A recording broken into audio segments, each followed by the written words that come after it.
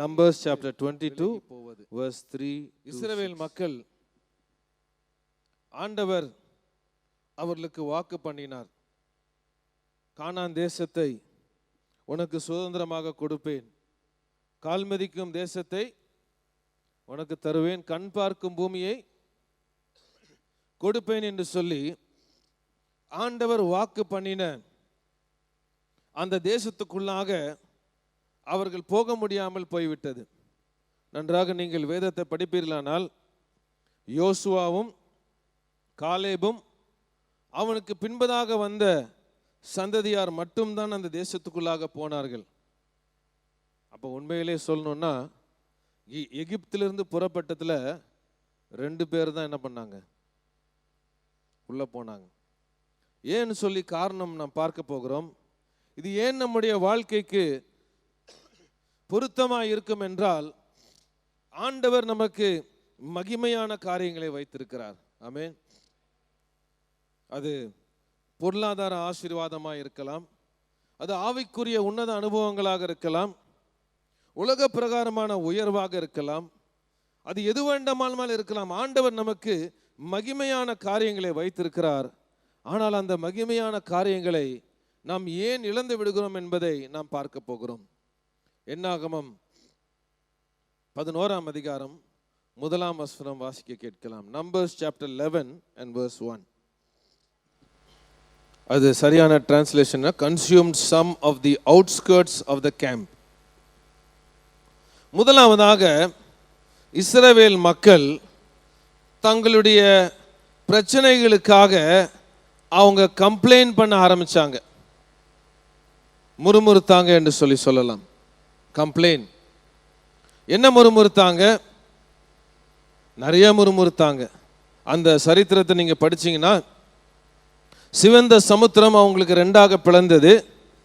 சிவந்த சமுத்திரத்தை கடந்து வந்த உடனே 3 நாள் பிரயாணப்பட்டு அவங்க போகையிலே, இது பழைய காரியங்கள், நடந்த காரியங்களை சொல்லுகிறேன், தண்ணீர் இல்லை என்று சொல்லி முதலாவதாக முறுமுறுத்தாங்க. முதலாவது என்ன கம்ப்ளைண்ட் பண்ணாங்க? தண்ணி இல்லை. தண்ணி கிடைச்ச தண்ணி எப்படி இருந்துச்சு? கசப்பா இருந்துச்சு. அதுதான் மாறான்னு சொல்லி பேர் வச்சாங்க.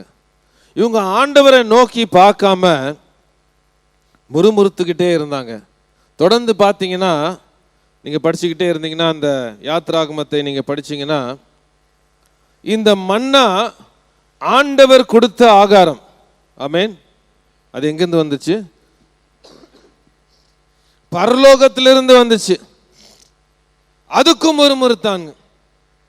சும்மா எப்போ பார்த்தாலும் இந்த மன்னாவே சாப்பிட்டுட்டு இருக்கிறோம். சரி, அதோட நிறுத்தினாங்களா? அதோட நிறுத்தல. இன்னொரு காரியத்துக்காக முறுமுறுத்தாங்க. என்ன முறுமுறுத்தாங்க? சொல்லுங்க பார்க்கலாம். நம்ம ஊர் பாணியில் சொல்லணும்னா, கறி துண்டுக்காக முறுமுறுத்தாங்க. அது எங்கே ஆரம்பிச்சிருச்சு? கிறிஸ்துவ கல்யாணத்தில் இல்லை, அங்கேயே ஆரம்பிச்சிருச்சு. நம்ம எல்லாம் கல்யாணத்துக்கு போகிறோம். கல்யாணத்துக்கு போன முக்கியமாக எதை கவனிக்கிறாங்க?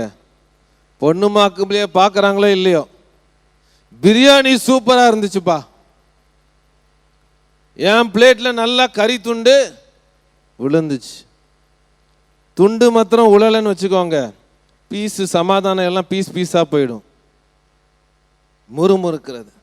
இங்கே இஸ்ரவேல் மக்கள் முறுமுறுத்து கொண்டே இருந்தாங்க. தேவர் continuously they were complaining. இதை பற்றி அதை பற்றி எல்லாத்தையும் பற்றி கம்ப்ளைண்ட் பண்ணிக்கிட்டே இருந்தாங்க. கடைசியில் அடைய வேண்டிய இடத்தை அவர்கள் அடையவில்லை. இந்த காலை வேளையிலே என்ன சொல்ல வருகிறேன் என்றால், உங்கள் வாழ்க்கையிலே நடந்த காரியங்களை யோசித்து நீங்க முறுமுறுத்து கொண்டே அதே இடத்துல உட்கார்ந்து கொண்டே இருந்தீங்கன்னா, ஆண்டவர் உங்களுக்காக வைத்து கொண்டிருக்கிற மகிமையை நீங்கள் காண முடியாது. அல்லேலூயா, அல்லேலூயா. ஓ பிரதர், எனக்கு ஃபேமிலி பேக்ரவுண்ட் இல்லை பிரதர், சரியான பின்னணி இல்லை பிரதர். ஓ பிரதர், எனக்கு செல்வாக்கு இல்லை பிரதர், எனக்கு சரியான படிப்பு இல்லை பிரதர், என் வாழ்க்கையிலே பலவிதமான இழப்புகள் வந்து விட்டது. பிரியமானவர்களே, இழப்புகள் வந்தது உண்மைதான். ஆனால் முன்னேறி செல்ல வேண்டுமானால் அதை விட்டுவிட வேண்டும். ஹல்லேலூயா. We need to stop complaining and start moving forward. ஆண்டவர் மகிமையான காரியங்களை உங்களுக்காக எனக்காக வைத்திருக்கிறார். ஆகையால் நம்ம கம்ப்ளைண்ட் பண்றதை கொஞ்சம் நிறுத்திட்டு, ஆண்டவரே எனக்கு இது இல்லை, எனக்கு அது இல்லை, எனக்கு இந்த பேக்ரவுண்ட் இல்லை, எனக்கு படிப்பு இல்லை, என்னை லிஃப்ட் பண்றதுக்கு யாருமே இல்லை என்று சொல்லி முறுமுறுக்கிறதை நிறுத்திவிட்டு, ஆண்டவரே நான் முன்னேறி செல்லுகிறேன்.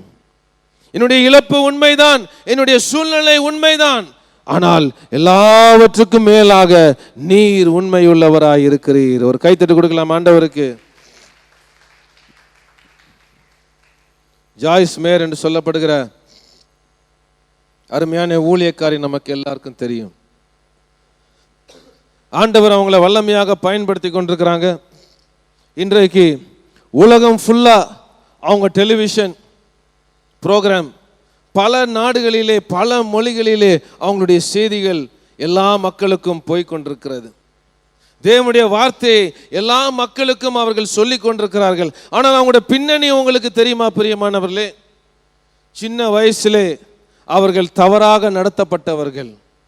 She was abused in her childhood. சின்ன வயசிலே ஒரு சிறு குழந்தை, ஒரு சின்ன பிள்ளை என்ஜாய் பண்ண வேண்டிய காரியங்கள் எல்லாம் அவங்களால என்ஜாய் பண்ண முடியல. ஏனென்றால் தவறான முறையில் நடத்தப்பட்டார்கள், மனநிலையிலே பாதிக்கப்பட்டார்கள், மோசமாக நடத்தப்பட்டார்கள். ஆனால் ஒரு நாள் ஆண்டவராகிய இயேசு கிறிஸ்து அவர்களை சந்தித்தார். ஒரு அல்லேலூயா சொல்லுங்களேன். ஹல்லேலூயா. உள்ளத்தில் பலவிதமான காயங்கள், உள்ளத்தில் பலவிதமான பாதிப்புகள்.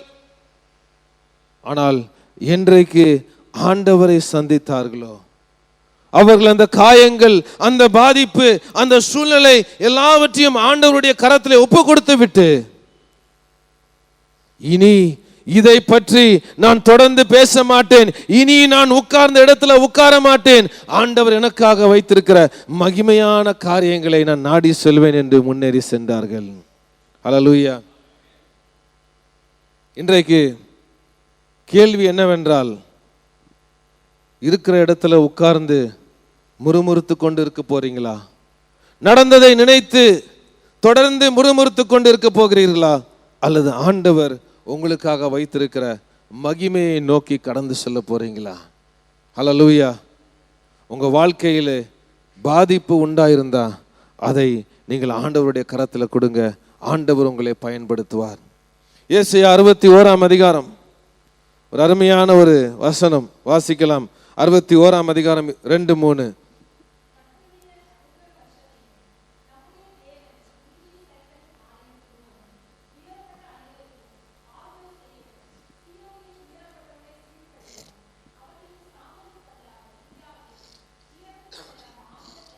சாம்பலுக்கு பதிலாக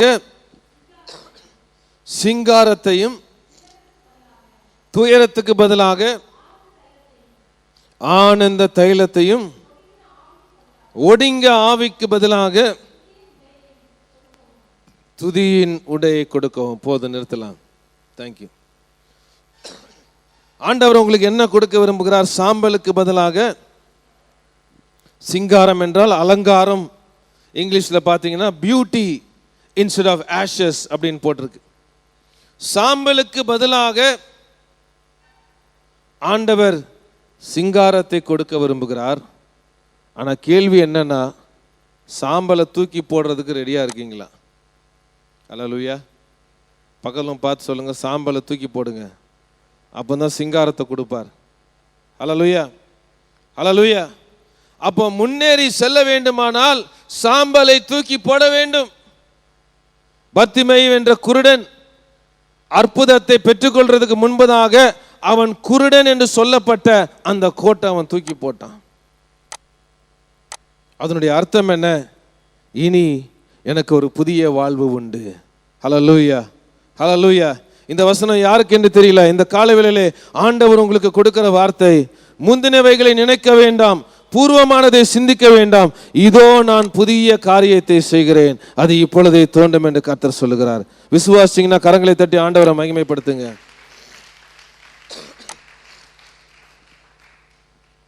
ஆண்டவர் மீது நீங்கள் நம்பிக்கை வைக்கும் போது உங்கள் சோதனையை நீங்கள் சாதனையாக மாற்ற முடியும். அல்லேலூயா. நல்ல ஒரு அல்லேலூயா சொல்லுங்களேன். ஆண்டவர் மீது நீங்கள் நம்பிக்கை வைக்கும் போது உங்கள் வேதனையை நீங்கள் வெற்றியாக மாற்ற முடியும். 1 சாமுவேல் 30ஆம் அதிகாரம் 6ஆம் வசனத்தை பார்க்கும்போது தாவீது எல்லாவற்றையும் இழந்துட்டான். அந்த சம்பவத்தை படிச்சீங்கன்னா அழுவதற்கு பலன் இல்லாத அளவுக்கு அவங்க அழுது முடிச்சிட்டாங்க. 30ஆம் அதிகாரம் 6ஆம் வசனம் படிக்கலாம்.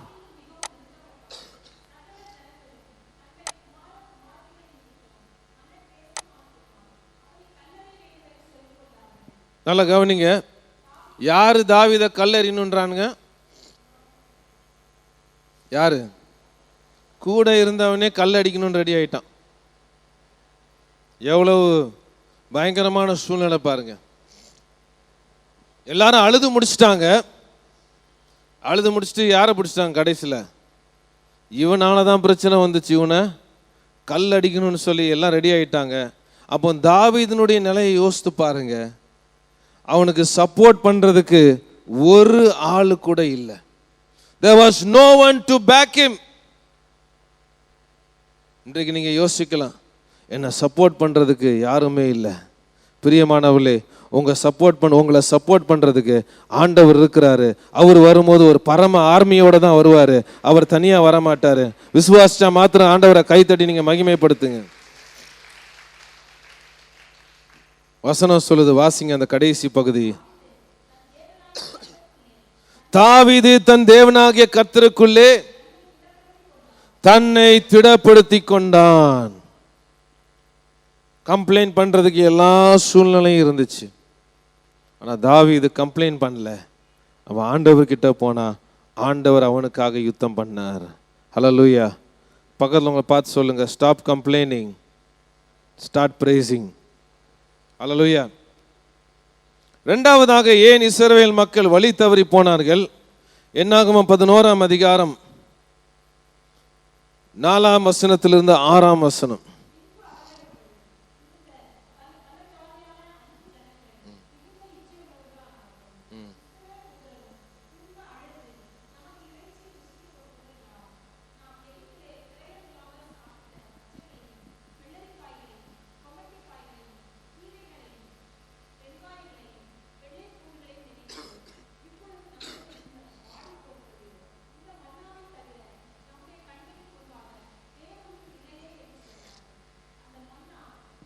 போதும்.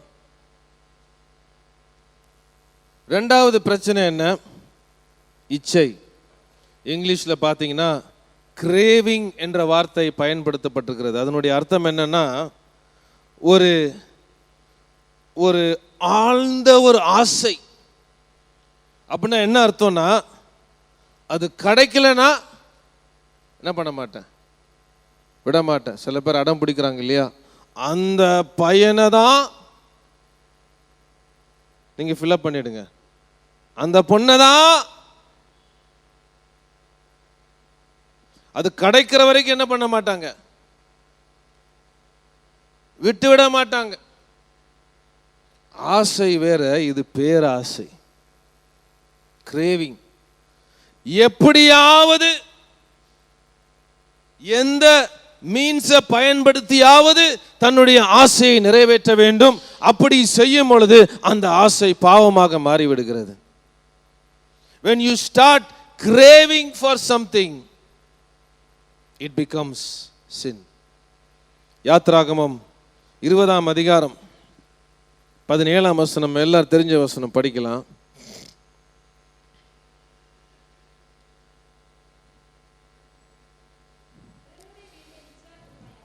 பிறனுடைய வீட்டை, பக்கத்து வீட்டுக்காரன் வீடு வாங்கிட்டான், ஸ்தோத்திரமா வருது, ஆத்திரம் வருது. அப்புறம் என்ன? பிறருடைய மனைவியும் அவருடைய வேலைக்காரரையும் அவருடைய வேலைக்காரையும், அவங்களுக்கெல்லாம் நல்ல கல்யாணம் ஆகி செட்டில் ஆயிட்டாங்க, எனக்கு ஒன்றும் நடக்கலை. எருதையும் அவருடைய கழுதையும். பக்கத்து வீட்டில் கார் வாங்கிட்டாங்க.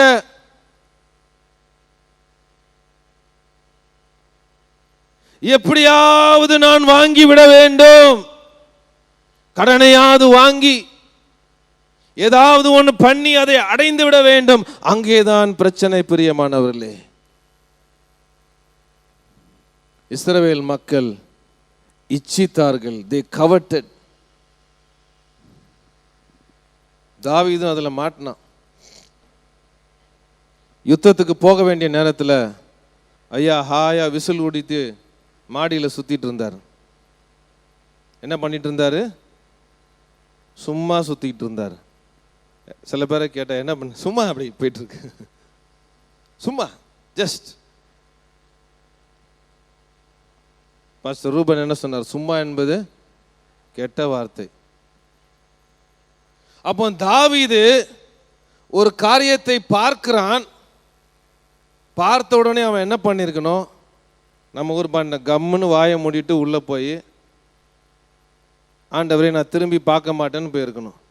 அதை விட்டுட்டு அதை பார்த்த உடனே அது எனக்கு வேணும், அதை நான் எப்படியாவது அடைய வேண்டும் என்று சொல்லி அவன் முயற்சி செய்ய ஆரம்பித்தான். அதுதான் அவனுடைய வீழ்ச்சிக்கு காரணமாய் மாறினது. அல்லேலூயா. சில பேருக்கு என்ன பிரச்சனைனா, they will not take no for an answer. No என்று இல்லை என்று சொன்னா ஒத்துக்க மாட்டாங்க. ஆண்டவர் ஆம் என்று சொன்னா அல்லேலூயா. சில சொல்ல ஆண்டவர் வெயிட் பண்ணு அப்படின்னு சொல்லுவார், அப்போ கூட பொறுமையா இருப்பாங்க. ஆனா ஆண்டவர் மாத்திரம் இல்லை மகனே இல்லை மகளேன்னு சொல்லிட்டா போதும், இல்லை ஆண்டவரே என்றுவாங்க. அல்லேலூயா. யாருக்கு அவங்க இல்லைன்னு சொல்றாங்க? எனக்கு வேணும்னா வேணும். தாவீது பாருங்க, அந்த காரியத்தை செய்வதற்காக 2 பயங்கரமான பாவங்களை செய்கிறான். ஒன்று விபச்சாரம் செய்கிறான், 2 கொலை செய்கிறான். ஆனால் ஆரம்பிச்சது எதில்? இச்சையில். பிரியமானவர்களே, இந்த காலவேளையிலே நம்முடைய ஆசைகள் நம்முடைய விருப்பங்கள் சரியானவைகளாய் இருக்கிறதா என்று சொல்லி நாம் சீர்தூக்கி பார்க்க வேண்டும். ஆண்டவர் ஒரு இடத்துல சொல்றாரு, என் நினைவுகள் உன் நினைவுகள் அல்ல. ஏசாயா 55ஆம் அதிகாரம் 8ஆம் வசனம் 9ஆம் வசனத்தை படிப்பீர்களானால், என் நினைவுகள் உன் நினைவுகள் அல்ல, என் வழிகள் உன் வழிகள் அல்ல. இந்த காலை வேளையிலே நம்முடைய ஆசைகளை நாம் சற்று சீர்தூக்கி பார்க்கலாமா?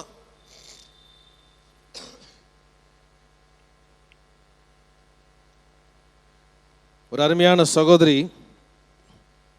அவங்களுடைய வேலை என்னவென்றால் சிறைச்சாலையில் இருக்கிற கைதிகளுக்கு அவங்க உதவி செய்வது.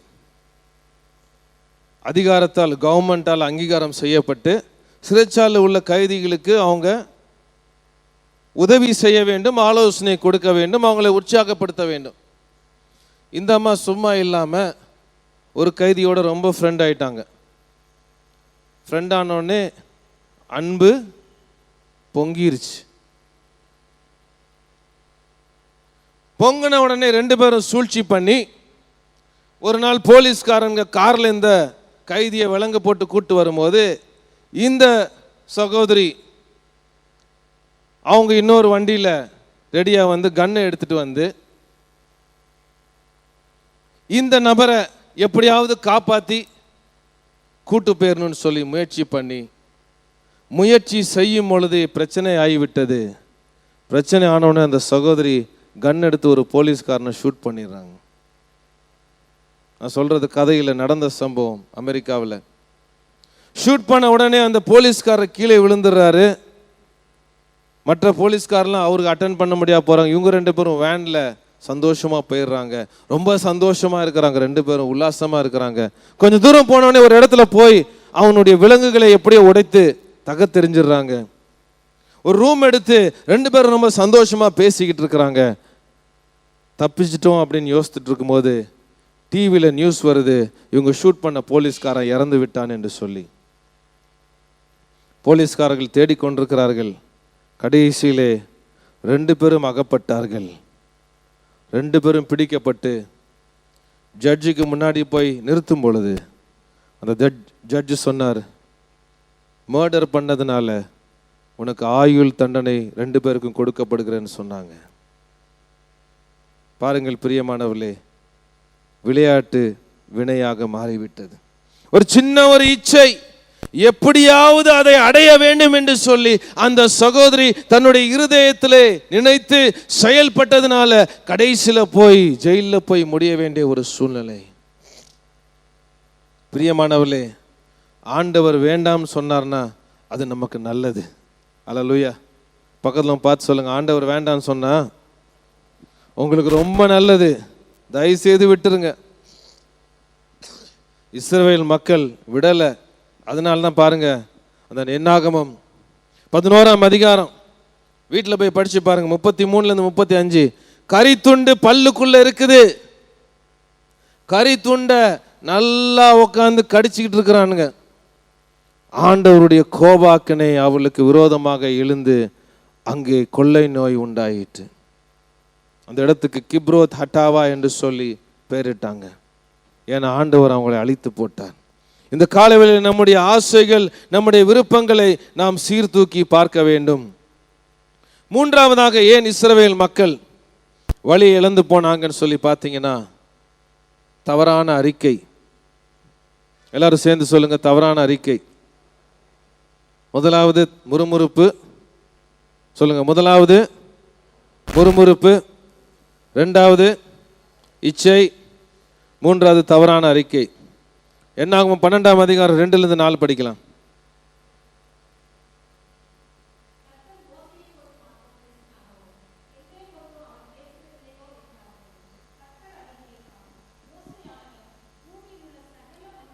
சாரி, 14ஆம் அதிகாரம் 2லேருந்து 4.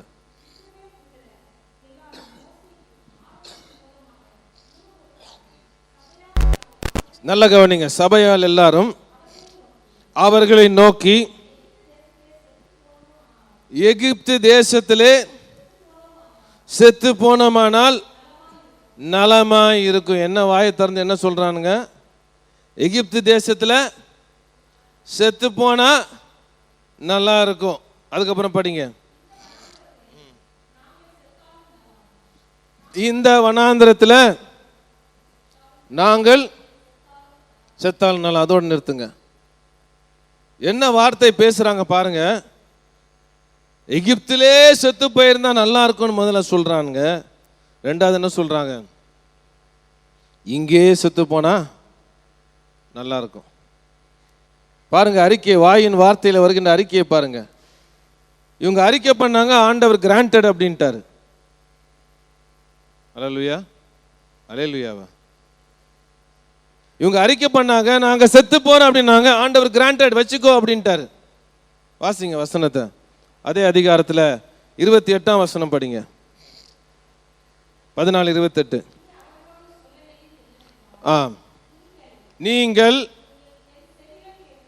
என் செவிகள் கேட்க சொன்ன பிரகாரம் உங்களுக்கு செய்வேன் என்பதை என் ஜீவனை கொண்டு சொல்லுகிறேன் சொல்லி ஆண்டவர் முத்திரை போட்டு சொல்லிட்டாரு.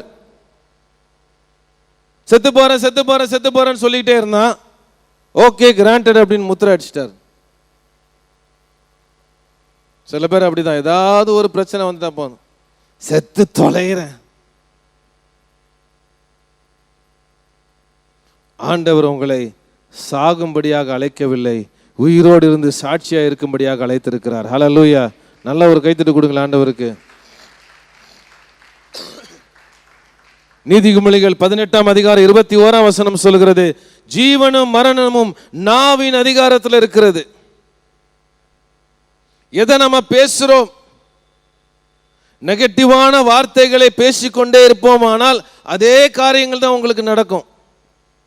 ஆனா ஆண்டவருடைய வார்த்தையை நாம் பேசுவோமானால், விசுவாசமான வார்த்தைகளை பேசுவோமானால், ஆண்டவர் நிச்சயமாக நம்முடைய வார்த்தையை கனம் பண்ணுவார். அல்லேலூயா. எனக்கு தெரியும் ஒருத்தர் எந்த நேரமும் புலம்பிக்கிட்டே இருப்பார். எனக்கு எதுவுமே இல்லை, ஒன்றும் இல்லை, பணம் இல்லை, இது இல்லை, அது இல்லை அப்படின்னு புலம்பிக்கிட்டே இருந்தார். கடைசியில் அதே மாதிரி அவர் வாழ்க்கை மாறிடுச்சு. எந்த அளவுக்கு மோசமாக மாறிச்சுன்னா, 10 ரூபாய்க்கு போய் காய்கறி வாங்குற அளவுக்கு நிலைமை மோசமாயிடுச்சு. ஏன்னா அதே இதை அறிக்கை இல்லை, எனக்கு ஒன்றுமே இல்லை, ஒன்றுமே இல்லை. சில பேர் நல்லா தான் இருப்பாங்க. எப்படி இருக்கீங்க? ஒன்றுமே இல்லை பிரதர். உன் விசுவாசத்தின்படியே உனக்கு ஆக கடவுது. நம்ம எதை விசுவாசித்து அறிக்கை பண்ணுறோமோ அதே காரியத்தை ஆண்டவர் செய்வார். ஒருத்தர் ஒரு ஹாஸ்பிட்டலில் இன்னொருத்தரை பார்க்க போயிருந்தார். ஹாஸ்பிட்டல் போய் முடிச்சுட்டு அந்த நபருக்கு ஜோம் பண்ணி முடிச்சுட்டு வந்தோடனே இவராக சிந்திச்சாரா பேசினாரான்னு தெரில.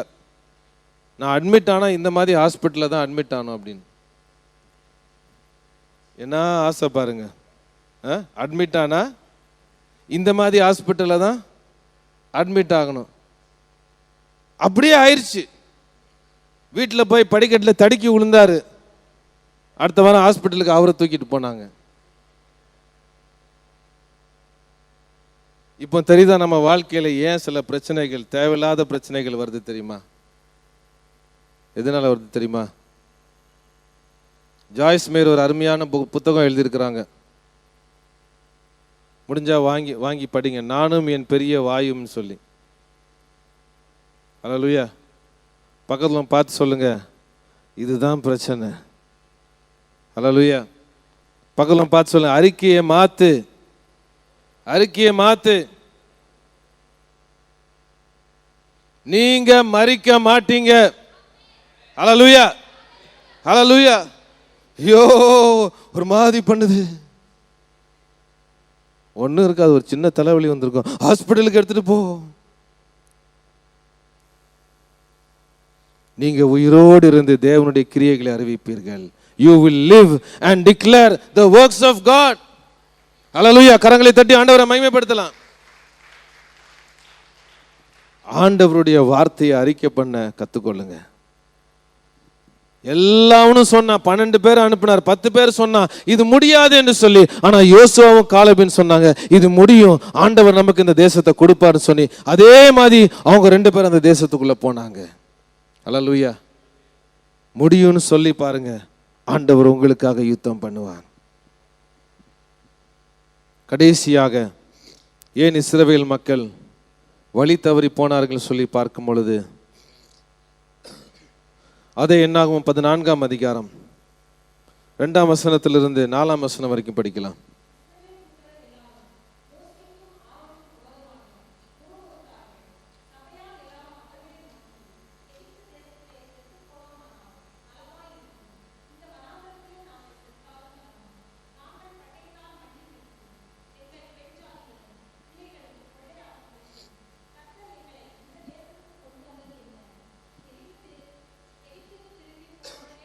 அந்த பகுதியை மெதுவா படிங்க. எகிப்துக்கு திரும்பி போகிறதே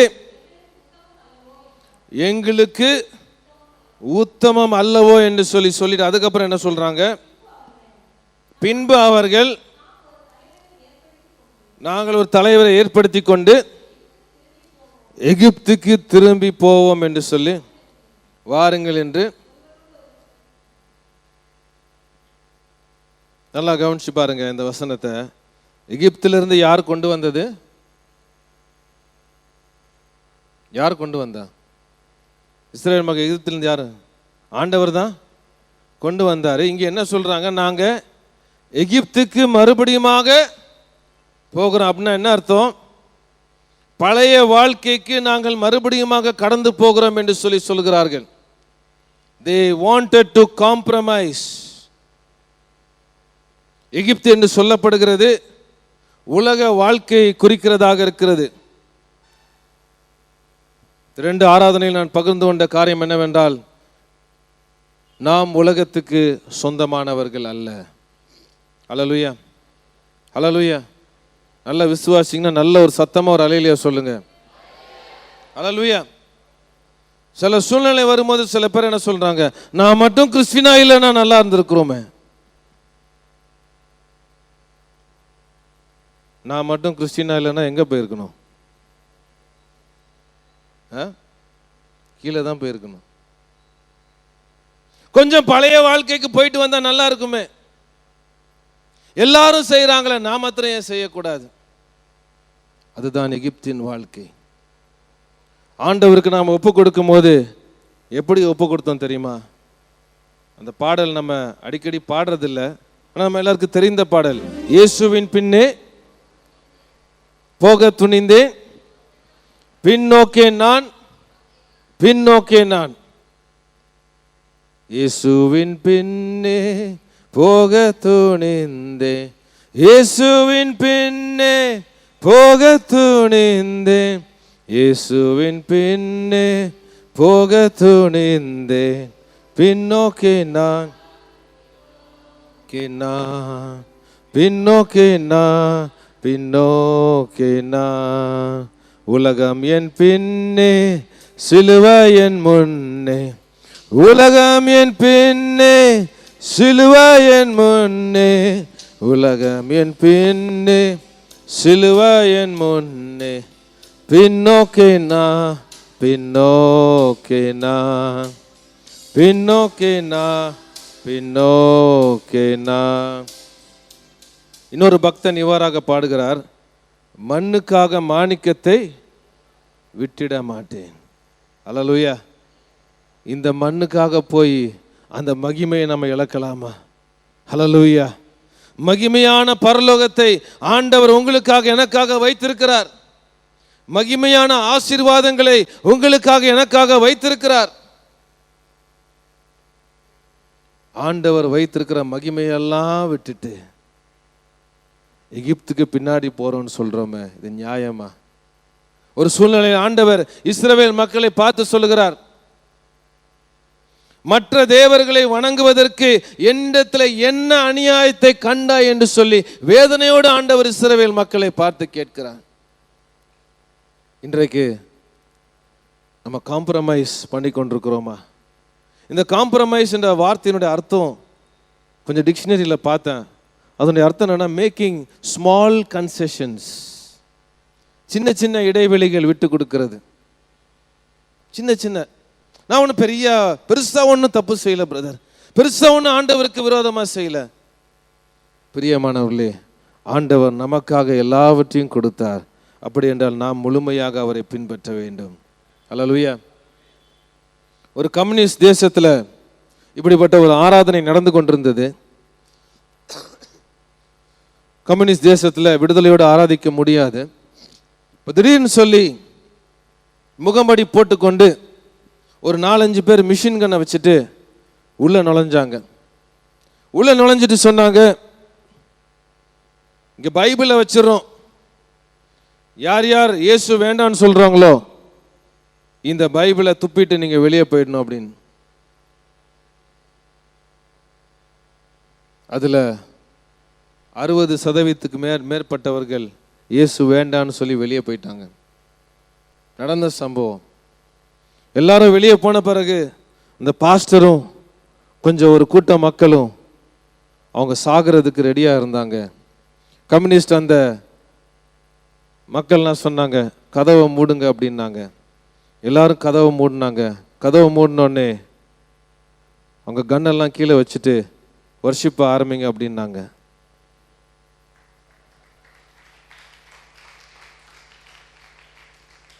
அப்போ எல்லாரும் ஆச்சரியப்பட்டு, என்ன சொல்றீங்க? உண்மையான கிறிஸ்தவர்களோடு கூட நாங்கள் ஆராதிக்க விரும்புகிறோம் அப்படின்னாங்க.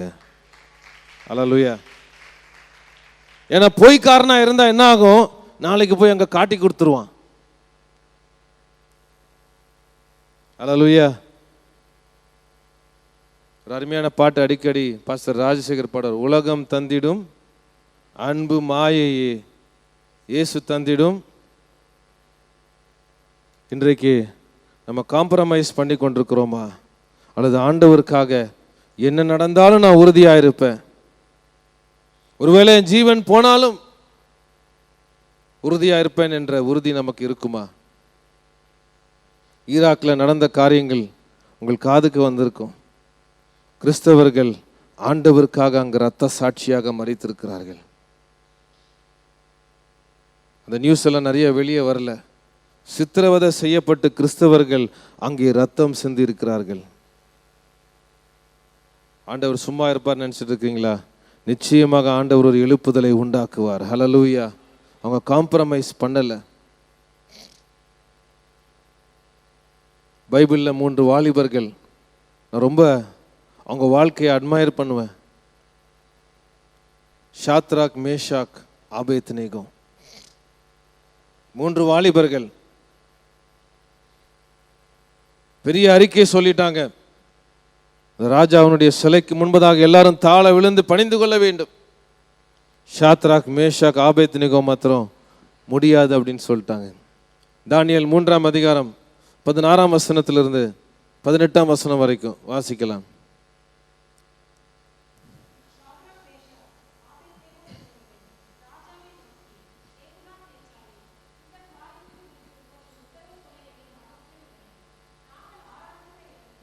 நல்ல கவனிங்க இந்த வசனத்தை. நாங்கள் ஆராதிக்கின்ற எங்கள் தேவன் எங்களை தப்புவிக்க வல்லவராய் இருக்கிறார். அல்லேலூயா சொல்லாமா? அவர் எரிகிற அக்கினி சூளைக்கும் ராஜாவாகிய உம்முடைய கைக்கும் நீங்களாக்கி விடுவிப்பார். நல்ல கவனிங்க, இப்பதான் முக்கியமான பகுதி. விடுவிக்காமல் போனாலும் நாங்கள் உங்கள் தேவர்களுக்கு ஆராதனை செய்வதும் இல்லை, ஆம் பணிந்து கொள்வதும் இல்லை. ஹல்லேலூயா, ஹல்லேலூயா. இந்த 3 வாலிபர்களுக்காக ஒரு கைத்தட்டு கொடுக்கலாம் ஆண்டவருக்கு. ஹல்லேலூயா. நல்ல கவனிங்க, நாங்கள் ஆராதிக்கிற தேவன் எங்களை தப்புவிப்பார், ஆனாலும் அவர் தப்புவிக்கவில்லை என்றாலும் நாங்க வணங்க மாட்டோம். ஹல்லேலூயா. ஆண்டவர் அப்படிப்பட்ட கிறிஸ்தவர்களை தேடிக்கொண்டிருக்கிறார். அப்படிப்பட்ட சீஷர்கள் என்ன நடந்தாலும், யார் எனக்கு எதிராய் வந்தாலும் என் இயேசுவை நான் விட்டு கொடுக்க மாட்டேன். ஹல்லேலூயா. நல்லதா? அல்லேலூயா சொல்லுங்களேன். ஹல்லேலூயா. அருமையான பாஸ்டர், ஆப்கான் பாஸ்டர் உபைதுல்லா, அவர் ஆண்டவராகிய இயேசு கிறிஸ்துவை ஏற்றுக்கொண்ட உடனே அவருடைய குடும்பத்தார் பலவிதமான காரியங்களை செய்தார்கள். கெஞ்சி பார்த்தார்கள், மிரட்டி பார்த்தார்கள், உன்னை அடிப்போம் என்று சொன்னார்கள், நீ இயேசுவை விட்டுவிட வேண்டும் என்று சொன்னார்கள். ஆனால் இன்றைக்கும் இயேசுவுக்காக உறுதியாக நின்று கொண்டிருக்கிறார். கரங்களை தட்டலாம் ஆண்டவருக்கு. எகிப்தின் வாழ்க்கை முடிந்து போய்விட்டது. ஹல்லேலூயா. இந்த காலைவேளை நான் உங்களுக்கு சொல்ல விரும்புகிற காரியம் என்றால், எகிப்தின் வாழ்க்கை முடிந்து விட்டது. It is over. Don't turn back. திரும்பி பார்க்காதீங்க. லோத்தின் மனைவி திரும்பி பார்த்தா உப்பு தூணாக மாறி இன்றைக்கு நமக்கு முன்பதாக ஒரு எச்சரிப்பாக இருக்கிறார்கள். இந்த காலைவேளையில் நம்முடைய வாழ்க்கையை ஆராய்ந்து பார்க்கலாம். எந்தெந்த பகுதியிலே நம்ம காம்ப்ரமைஸ் பண்ணியிருக்கிறோம், எந்தெந்த பகுதியிலே நாம் ஆண்டவரை விட்டு கொடுத்திருக்கிறோம், எந்தெந்த பகுதியிலே நாம் ஆண்டவருக்கு விரோதமாக முறுமுறுத்திருக்கிறோம், எந்தெந்த பகுதியிலே நம்முடைய ஆசைகளை முன்பதாக வைத்து ஆண்டவருடைய ஆசைகளை பின்பதாக வைத்து விட்டோம், எந்தெந்த பகுதியிலே நம்முடைய வாயின் வார்த்தையிலே நாம் தவறான அறிக்கை செய்திருக்கிறோம். இந்த காலைவேளையிலே முற்றிலுமாக நம்மை ஒப்புக் கொடுப்போமானால் மகிமையான காரியங்களை ஆண்டவர் உங்களுக்காக எனக்காக வைத்திருக்கிறார். ஹல்லேலூயா. கண்களை மூடி நாம் ஜெபிக்கலாமா? ஹல்லேலூயா. Thank you Jesus. ஹல்லேலூயா.